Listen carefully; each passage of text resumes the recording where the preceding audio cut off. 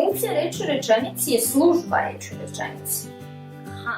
A služba je uloga reči u rečenici. Dobro, sad mislim da mi je malo jasnije. Ćao, ti gledaš Sobicu bez puškica, a u današnjoj lekciji radimo funkciju ili službu reči u rečenici. Pre nego što kreneš da radiš funkciju, moraš da znaš vrste reči. To je neka osnova i šta još, moraju da se znaju padeži.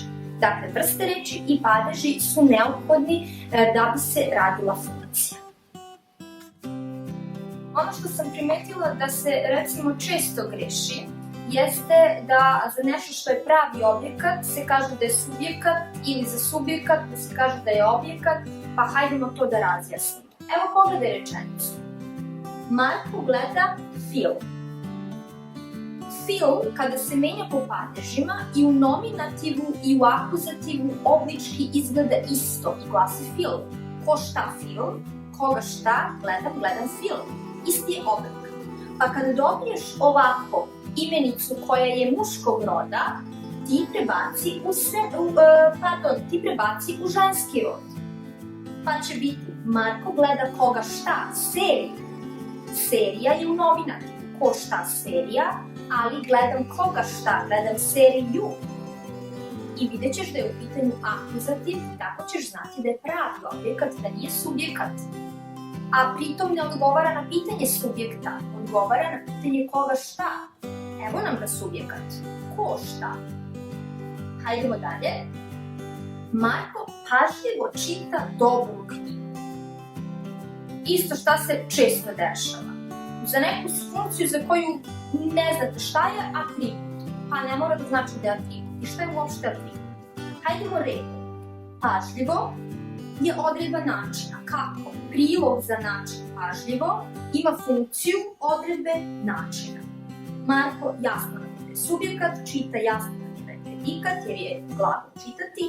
Sad ovo što sam malo pre spomenula. Dobru knjigu, čita koga šta? Čita dobru knjigu. Sve je to pravi objekat. Dobru knjigu je pravi objekat. I unutar te veće funkcije mi imamo, po znacima navoda, manju funkciju, atribut, ovo dobro.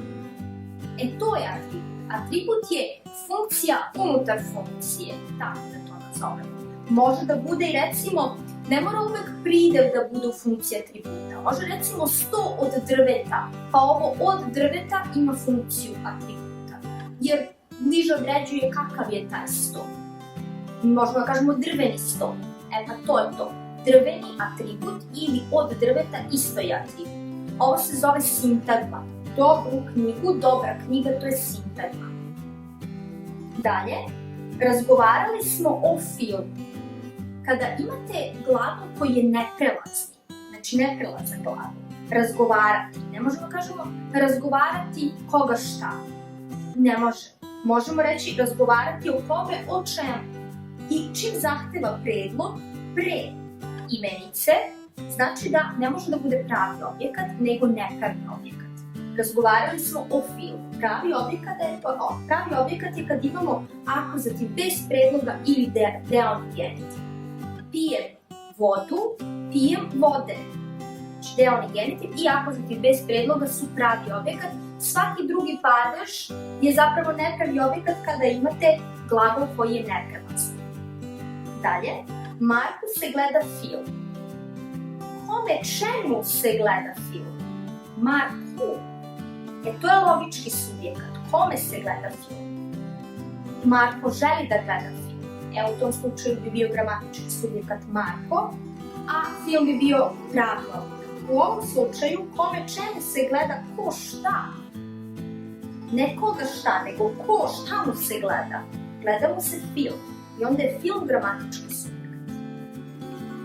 Ove rečenice su samo reprezentativni primjeri. Mora mnogo da se vežba da bi moglo sve ovo da se shvati i razume, tako da trk na sajt i pogledaj dobro testove, uradi kviz, subscribe se, a mi se vidimo u nekom sledećem videu. Pozdrav!